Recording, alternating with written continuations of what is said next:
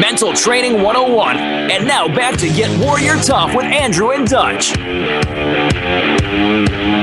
All right, Get Warrior Tough, most monumental hour in media. We're down to the last half hour already. This time's flying. If you want to join the conversation, call us at 855-856-1380, 855-856-1380 on Twitter. Use the hashtag GetWarriorTough. You can find Dutch at @DutchColeman. I'm at Warrior Tough PhD. Go to the website, GetWarriorTough.com. Find a handle and hook in.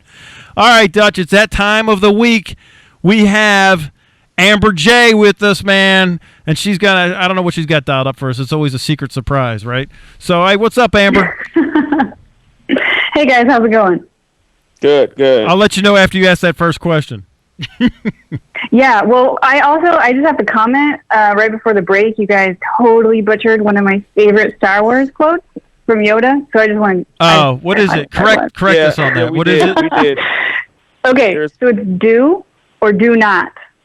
There is no try. There is no try. See, I realized that afterwards. Yeah, I knew there was. I knew there was like a puppet and a green guy, and there was like a swamp. Yeah. Yeah. Puppet. I just had to comment on that. All right, Did you say a puppet? Yeah, I think he was like a Sesame Street. Wasn't he like a Jim Henson Sesame Street puppet or something? I thought he was like created by the same guy that created Cookie Monster, Snuffleupagus, and Ernie and Bert. No, he's real. Those other ones are fake. Yoda's real. Oh, my bad. Oh, I love it. Yeah. Anyway. All right, so go Okay. ahead. So anyway, back to do or do not.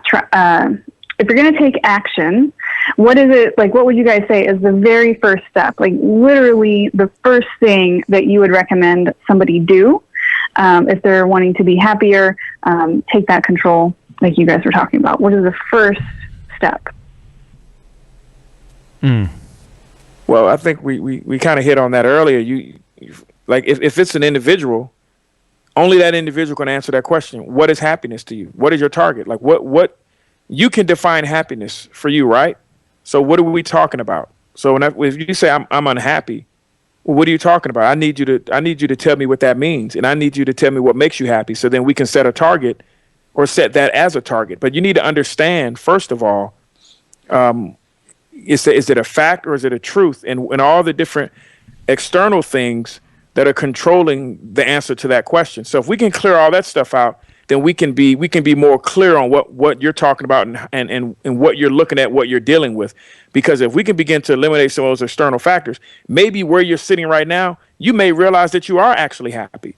Or you may realize that you were right, you're not happy, and here's the path to that happiness. So again, let's find out factually if you're happy. Because if we can train you to get rid of some of the nonsense that people use as determining factors, as variables, when considering the answer to that question, as we begin to peel that stuff away, you may go, you know what? I'm very happy because last year I was doing this, and that. Now my target is this, so my target is to make 6 figures. That's just my personal target. Well, last year I was making 20,000. This year I'm making 50,000, and I'm actually on my way to my target of making 100,000. So now I'm not as unhappy as I used to be because I'm looking at the progress. And once I understand there's a progression, then I say, okay, so how do I get from 50 to 100? I got from 20 to 50. How do I get from 50 to 100? And so now you're happy because you have this plan, you have this target, and you have this process that you realize, you know what, I've been moving forward all this time. I'm not as unhappy as I thought. And with this plan in place, I'll be to 100 in no time, or whatever that target is, I'll be there in no time. And then after that is done, you realize, you know what, I'm not unhappy. See, and that's a huge thing what you just said right there, Dutch, is that, first off, what is it that, if you just ask that question, what is it that's the first step, what is it that would make you happy? People cannot tell you. They tell you what would make them unhappy. So, again, they tell you what they don't want. Right. Well, I actually had a CEO tell me that one time that he didn't want his company to grow too fast. So I don't want it to grow too fast. But what? Like, dude, that's a good problem to have. Right? And so it's like, stop saying what you don't want. Tell me what it is that you do want. What is it that would make you happy? And I think that's the first question, just like you said. We got to factually define that. What are the parameters that would make me happy? And that's a serious introspective question. And I would encourage everyone listening to just sit back and just think about that for just a second. What is it that would make me happy? What is it that would make me happy? And just think about that for just a quick second. What is it that would make you happy? Not things that would, not what it's not. What does that look like? And I think once you do that, then we can start to, like Dutch said, come up with the target. If it's 6 figures or whatever, the destination, if you want to take the vacation to Rome or whatever, then everything backfills and self-populates to how you got to make the progress to get there on that path. So I think that's hitting it pretty good right there. But now you got to do the work. You got to decide what it is that would make you happy. It's not just some elusive, pipe dream, pie in the sky, someday I'll be happy. No, what does that look like? Does that make sense? And I got to say this. Absolutely. I got to say this too, Amber. The hardest thing to do is also the easiest thing to do. Because the hardest thing is for people to act. That's the hardest thing for people to do in my experiences. People talk a lot, but when it comes to taking that step, that's the toughest thing for them to do. But when you realize how easy this first step is and how things begin to fall in place after you take this first step, it's really easy. The hard part is in your mind is you're holding yourself back from taking that step. No one's physically there with a hand up on your chest. This is all mental. This is a choice that you have to make that first step. And once you make that first step, I guarantee you're going to shake your head and you're going to be like, wow, why didn't I do this a long time ago? We've literally had people say, I wish I would have done this 10 years ago. I wish I would have heard this 20 years ago. It's that simple. Now that you've heard it, take the step. Don't sit idly by, watching other people do it, and then you being angry about what's not happening for you. When the main thing they've done that you hadn't done is decide to act. Mm.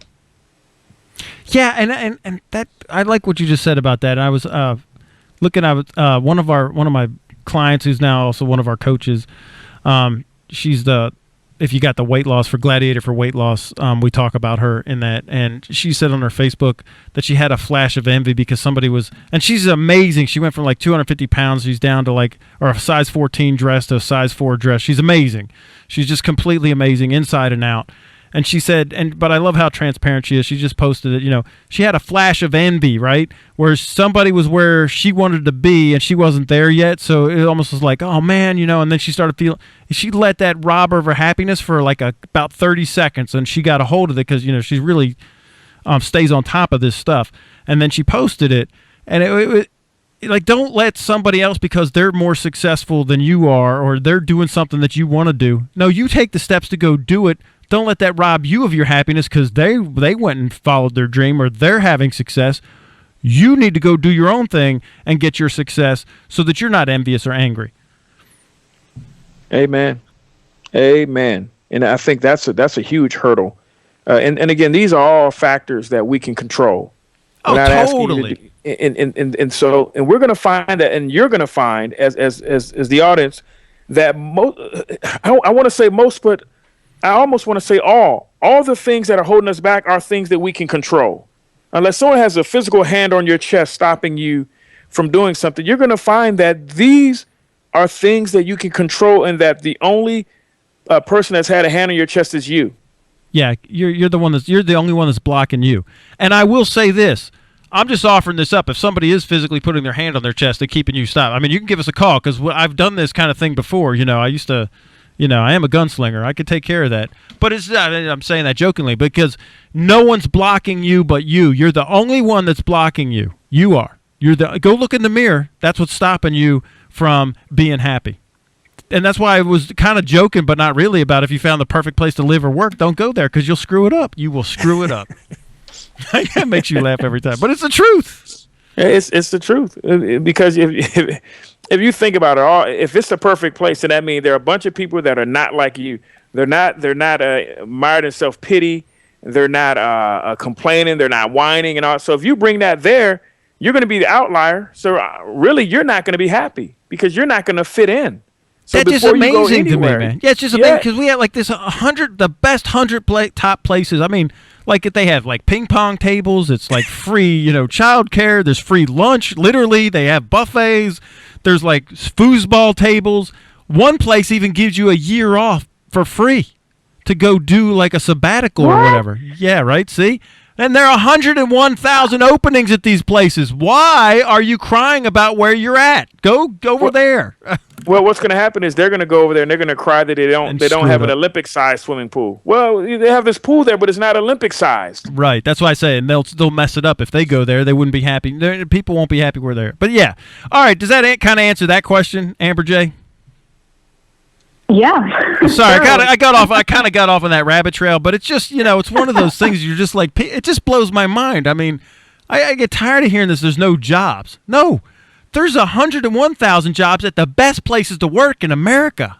Go get one. Anyway. Awesome. So one quick thing, just to follow up on that, is because we're talking about how it's a mental thing. You're holding yourself back. Now, does that mean that we all just need to think positive? Well, you set me up. I'm not. I hate. Does somebody need a hug? We can ice skate and snuggle and no. I never one time did I try to hug the Taliban while they were trying to shoot me. So no, all right. But that's a great question because and I'll use that to. Yeah, it's so funny. You're ornery tonight.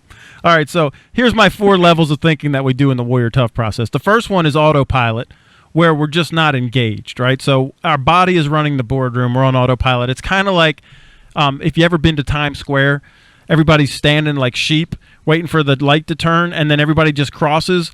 You don't even check the light. You just go with the crowd, right? And I've seen that at traffic accidents happen too. Like someone, like the left-hand turn lane, the guy will take off, and the person in the right side is like texting, and then they see the car out of the corner of their eye move, and they just drive off. That's autopilot. Then the next level up is negative thinking. The negative thinker would be like the person, they're crossing the street, they're not going to cross the street. It's like they would be in the crowd at Times Square, and they're like, I'm not crossing because I know out of the million people that are crossing the street, I'd be the one that got run over. So I'm not even getting in the street. So that's a negative thinker. Then the positive thinkers say, I'll lay down in the street and they'll swerve to miss me. Every driver, every truck, I could lay down on the highway, on the interstate, and I won't get hit. That's the positive thinker. That'll get you killed really fast. So where we want to be is the critical thinker. So it's not positive thinking, it's critical thinking. The critical thinker says, you know what, I will cross the street if the reward is big enough for me to take the risk. And so that's kind of where we would like to be at the critical thinker, thinking like crap, clarity, relevance, accuracy, and precision, which Dutch and I have been talking about this entire show, almost every show. It all starts there, doesn't it, Dutch, thinking like crap? Oh, absolutely. Absolutely. That's it. And so that's the reason you do or do not cross the street. And there's no other reason to cross the street or not. It's a critically thinking, clarity, relevance, accuracy, and precision. And if you haven't gone through that process of thinking, then you're probably going to get run over or something. Yeah, something that's not good. Or you're going to cross the street and you have no business being over there, right? I mean, you're just crossing because everybody else did. All right, so hey, look, we're coming up on a break. Yeah, we're coming up on a break. Amber J, will you hang on over the break? I know you don't normally, but could you? Yeah, absolutely. Okay, all right, Dutch, and we'll be right back. You're listening to the Get Warrior Tough radio show with Andrew Wittman, Dutch Coleman, and we got Amber J. Tester on the line.